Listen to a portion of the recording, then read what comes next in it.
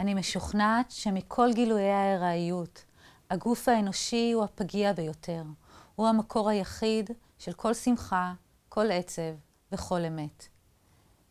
אלה המילים של הפסלת היהודייה ניצולת השואה, אלינה שפוצ'ניקוב, שפעלה משנות ה-50 ועד תחילת שנות ה-70 של המאה ה-20. שפוצ'ניקוב נחשבת כיום אחת הפסלות החשובות ביותר שפעלו לאחר מלחמת העולם השנייה, ואחת המבשרות החשובות של האומנות הפמיניסטית. הכוונה בדברים האלה היא ששפוצ'ניקוב אמנם לא פעלה מתוך תיאוריות ומודעות פמיניסטית מובהקת, כי הרי עבדה לפני הפריצה הממשית של התנועה, אבל היא העמידה במרכז העבודות שלה את הגוף הנשי, שלה עצמה, כמקור של כוח, מיניות וחיות, ובעיקר כמקור של פגיעות. העבודות שלה נמנות גם עם העבודות המוקדמות ביותר שעוסקות בגוף הנשי היהודי. שפוצ'ניקוב יצקה לתוך היצירות שלה את הטראומות הגופניות שהיא חוותה בחייה, בזמן השואה ואחריה, ולאחר מכן כשחלתה במחלה הנשית ביותר, סרטן השד.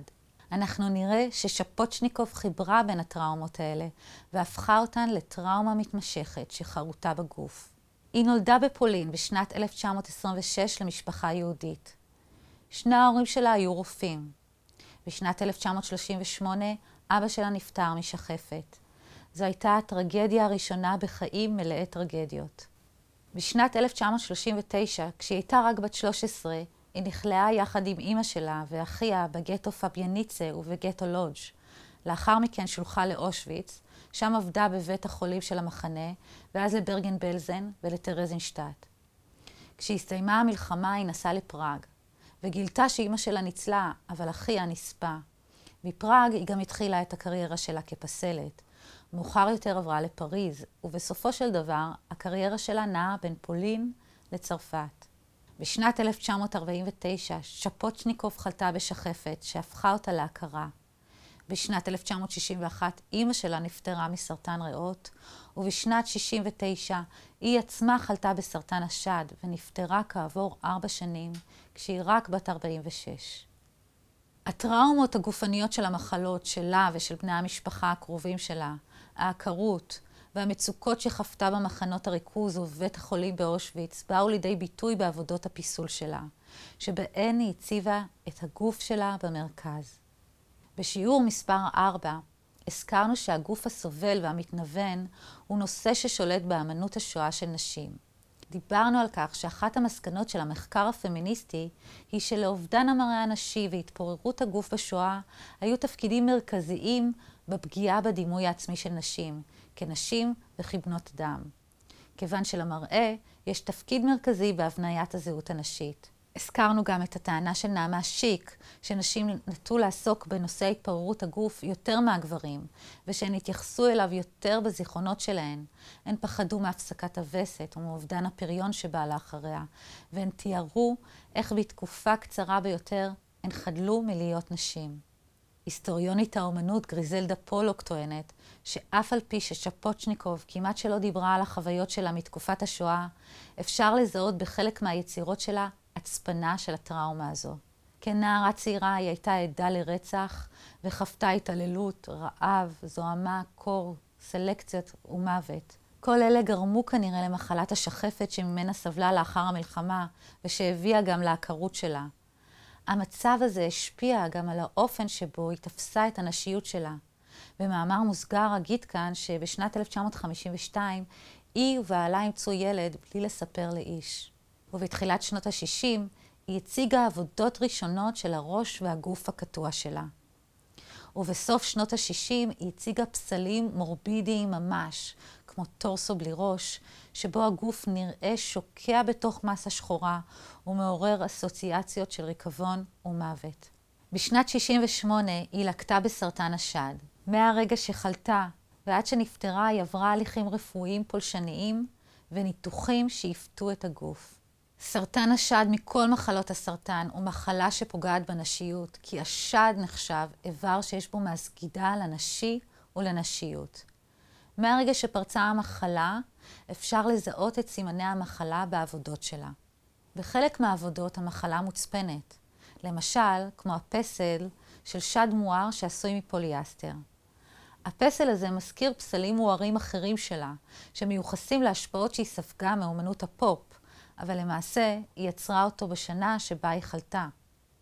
בחלק מהעבודות המחלה מתוארת באופן גלוי, כמו בדיוקן העצמי, מסע עם גידולים. ובדיוקן הזה היא מתארת את עצמה לאחר כריתת השד. נראה שהוא נמנה עם הדיוקנאות המוקדמים בהיסטוריה של תולדות האומנות, שבו אומנית מתארת את עצמה לאחר הכריתה. בעבודות אחרות, שפוצ'ניקוב משלבת בין שתי הטראומות שחוותה, הגופניות והמורבידיות, השואה והסרטן. בסדרה הזו, שמכונה סדרת הגידולים, היא יצרה פסלים של גידולי ענק שמכוסים בתצלומים של שתי נשים. האחד הוא תצלום ממחנה ריכוז של אישה מתה, והאחר הוא תצלום של השחקנית עמנואל ריבה בסצנה מהסרט הנודע של אלן רנה, הירושימה אהובתי, שסצנת הפתיחה שלו מתמקדת בהרס הגוף לאחר ההפצצה. יצירה נוספת שמשלבת בין הסרטן לשואה היא גידולים מואנשים, מהמילה האנשה. מדובר ביציקות פוליאסטר בצורת גידולים שנעשו בדמות ראשה של האומנית.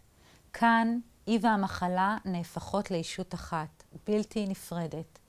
הגידולים מפוזרים על משטח ומזכירים קבר המונים.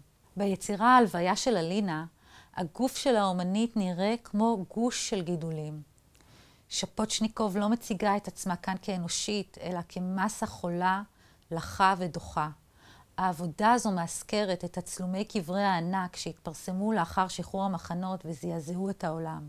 הגוף ההרוס של שפוצ'ניקוב ותחושת אובדן צלם האנוש בזמן המחלה העלו אצלה את האסוציאציה למסת בני האדם האנונימיים בקברי ההמונים שבמחנות. שפוצ'ניקוב אמנם לא נספתה בשואה, אבל המחלה שמחלה אותה, תהליך התפוררות הגוף ותחושות המוות שמתקרב העלו זיכרונות גופניים ומורבידיים מהמחנות ומבית החולים באושוויץ. היא נפטרה מסרטן שד גרורתי בשנת 1973. היצירה שלה מדגימה את מה שמראה לעתים קרובות המחקר הקליני.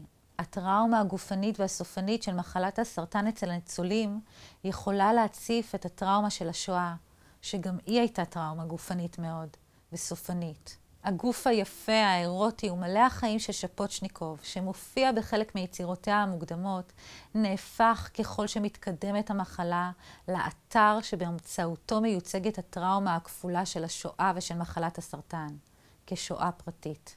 השילוב בין השואה לסרטן יכול גם לייצג את האנלוגיה ההיסטורית בין היהודים ובין מחלות חברתיות.